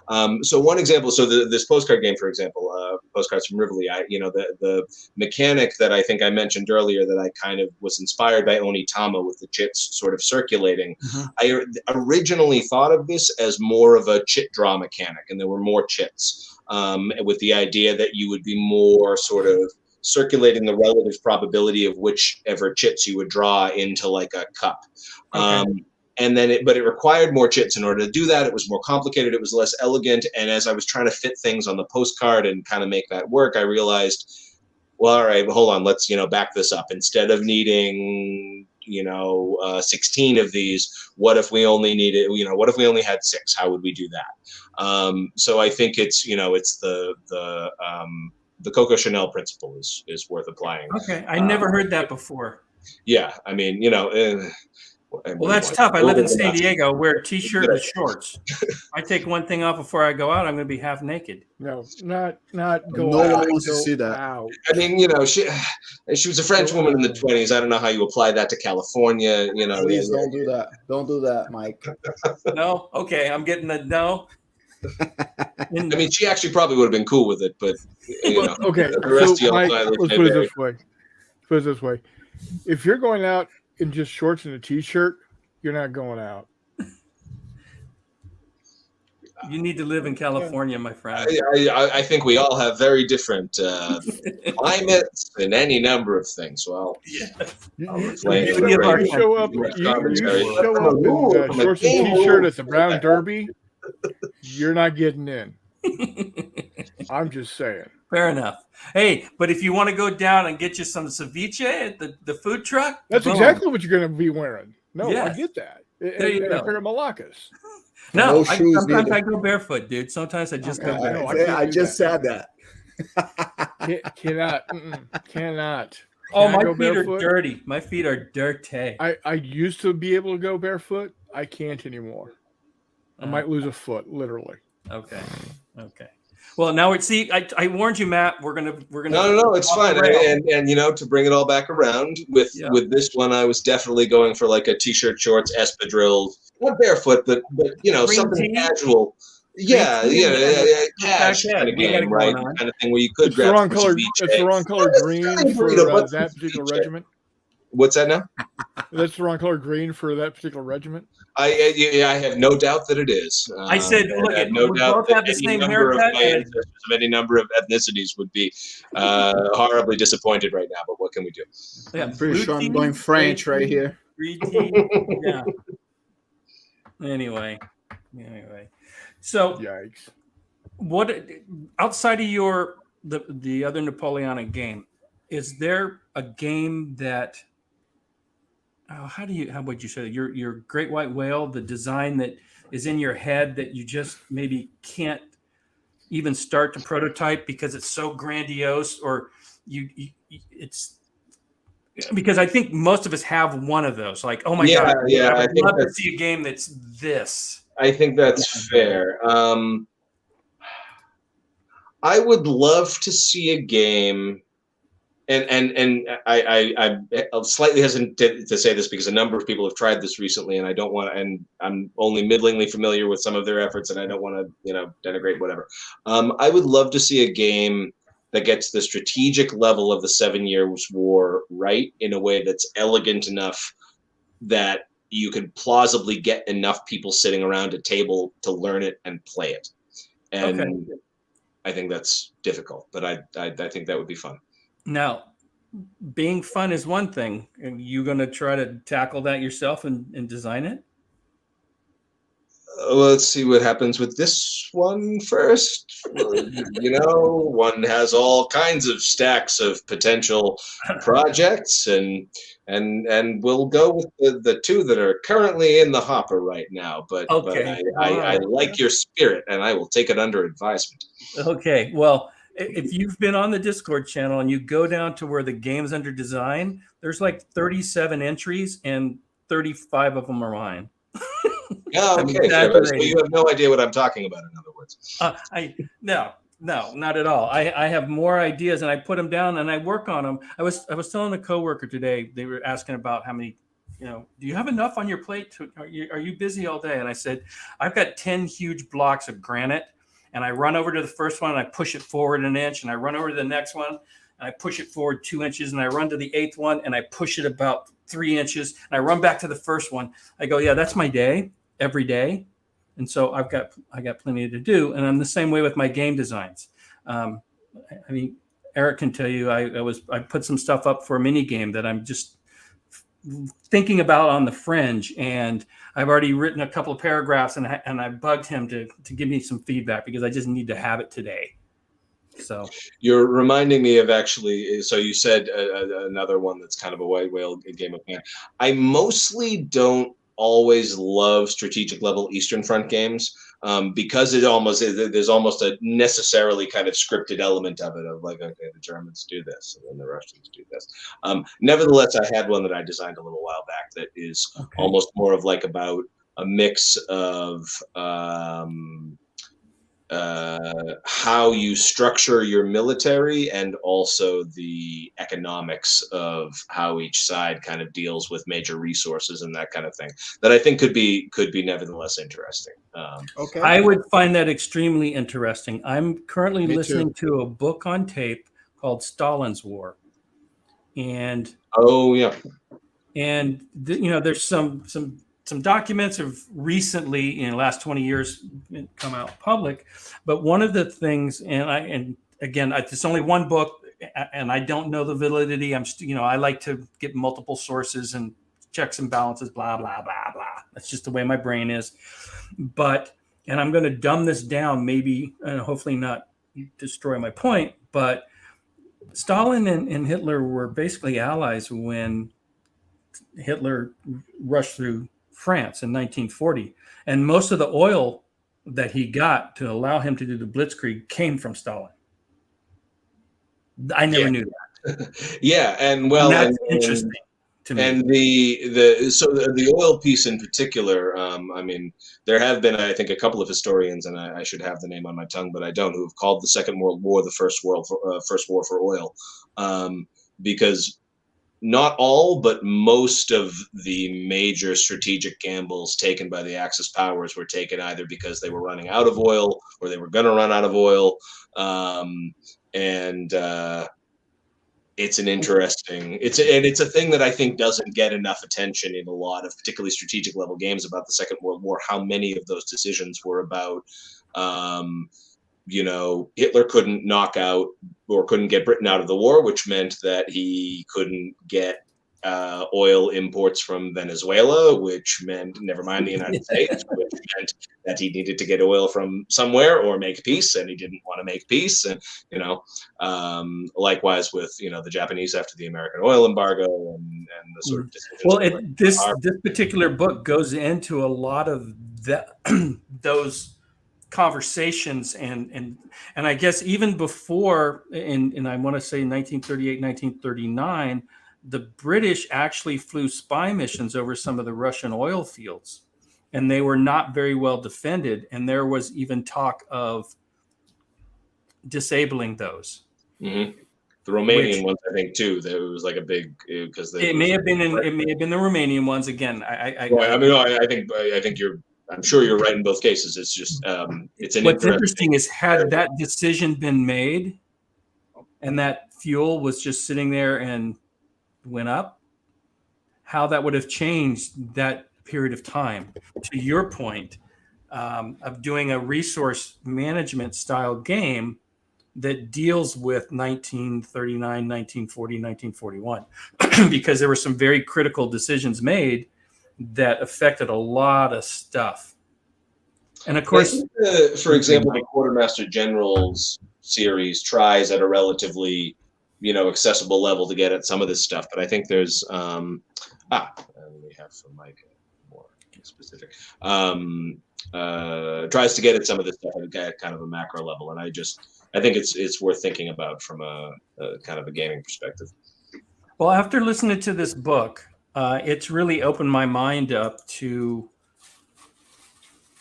as a kid, let me step back. As a kid, you see the movies and it's glorified and it is what it is, right? And so you learn about the war very much, especially for me, from an American perspective. And it's about fighting for cause and freedom and all of that. And not to say that that's not true.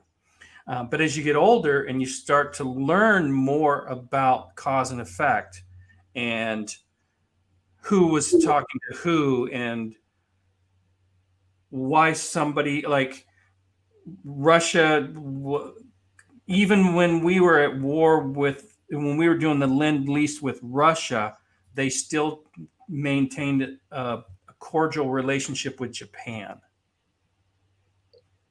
Right? And so here we are helping Russia sending all of this material over there, and they wouldn't apply pressure on the Japanese because of their own, and this is not a bad thing, but their own self-interest, right? Which we all have.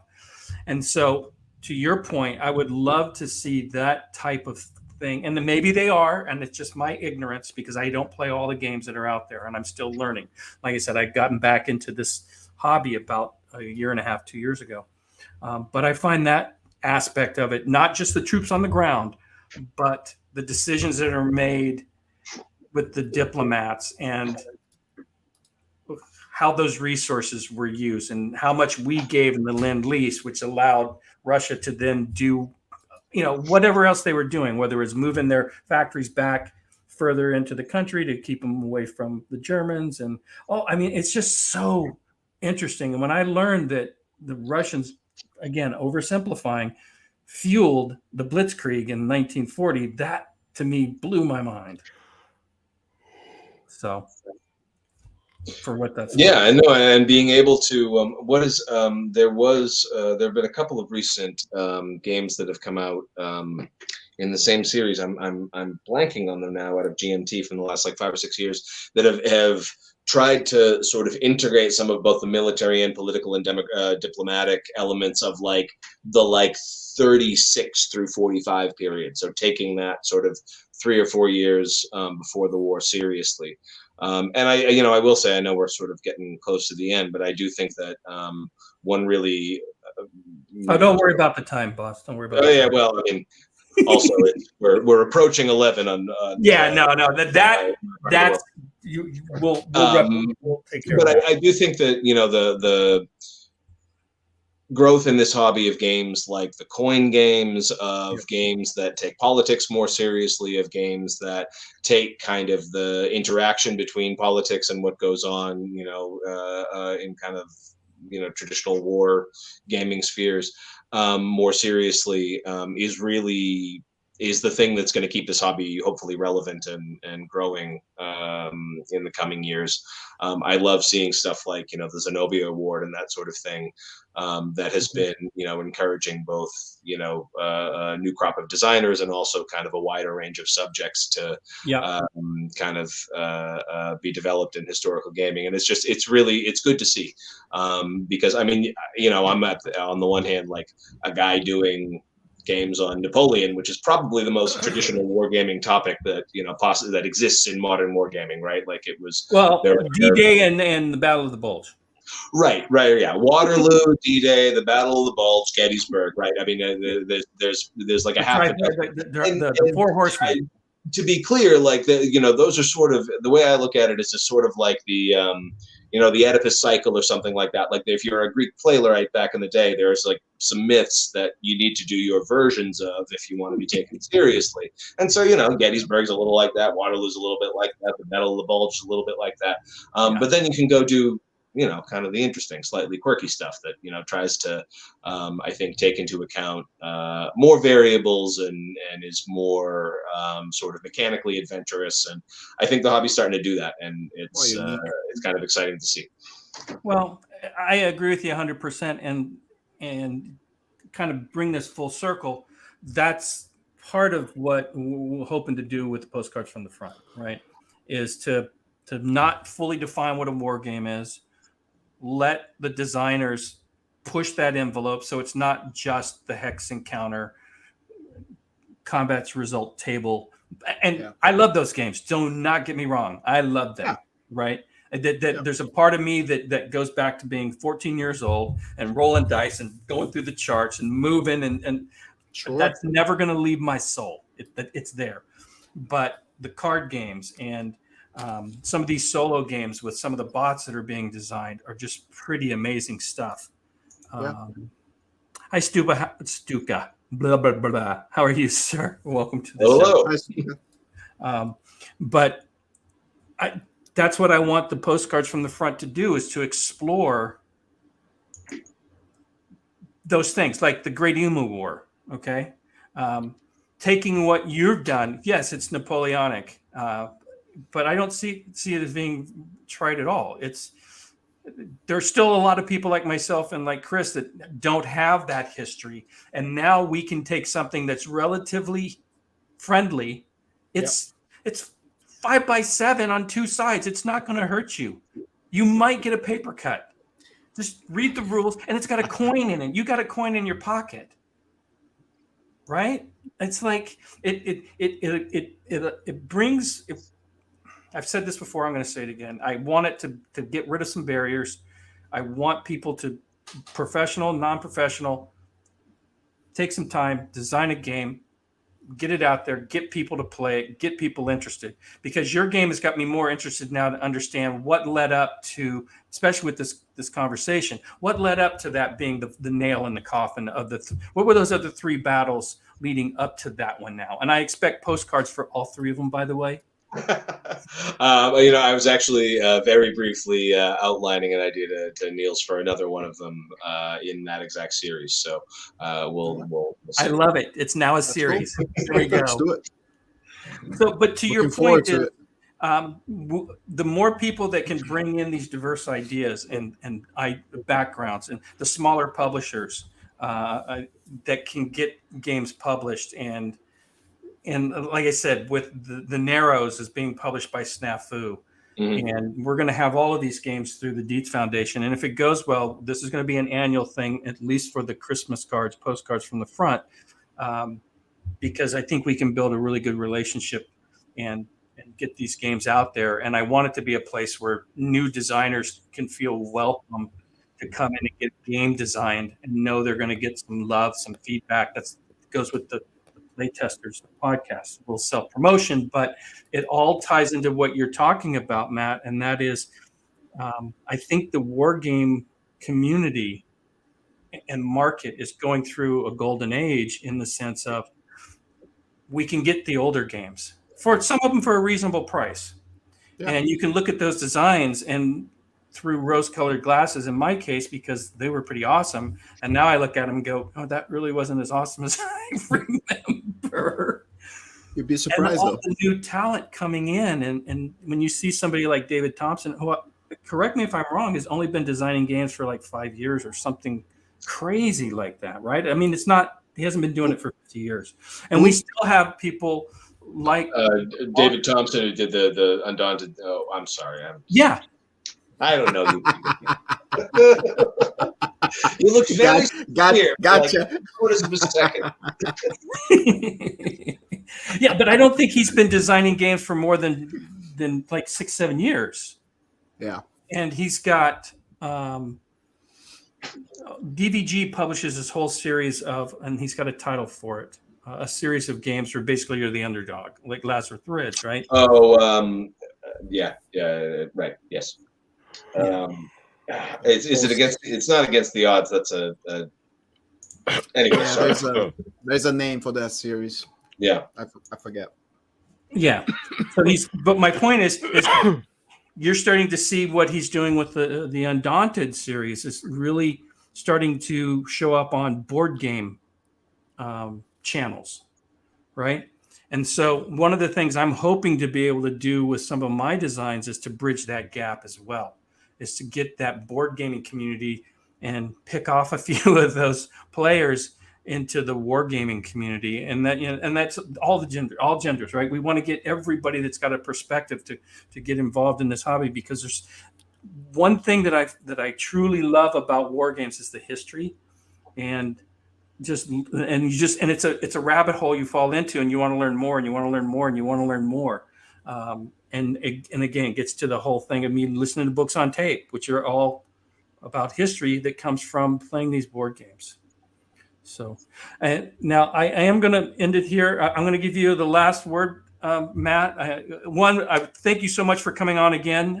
We've had 2 really long conversations. I've enjoyed both of them. You're always welcome to join. We have I'm trying something a bit unique, I think unique, with this podcast. And that is, if you're on Discord, I'm going to put a link in. And if you're in chat and you want to jump on the show and add your 2 cents, we're going to try that out and see how well that goes. That's how we hooked Eric. Very good. It sounds fun. Well, if I've got the last word, I'll just say, once again, thank you so much for, organizing, obviously, this podcast, but more to the point, this whole postcard jam. I'm sure it has, grown well beyond your wildest expectations and dreams. It certainly did for me when I first saw it and was like, oh, this is cool. This will be a good, excuse to take that thing that I spent a little time on and actually do something with it. And so just thank you for providing me that opportunity. Thank you for providing everybody else that kind of opportunity. It's fantastic that there are some people taking a look at this game that I built kind of just kicking around in my spare time. It's a little bit daunting, but looking forward to keep continuing to improve it. Looking forward to continuing to, watch this space, and I can't wait to see what everybody here does next.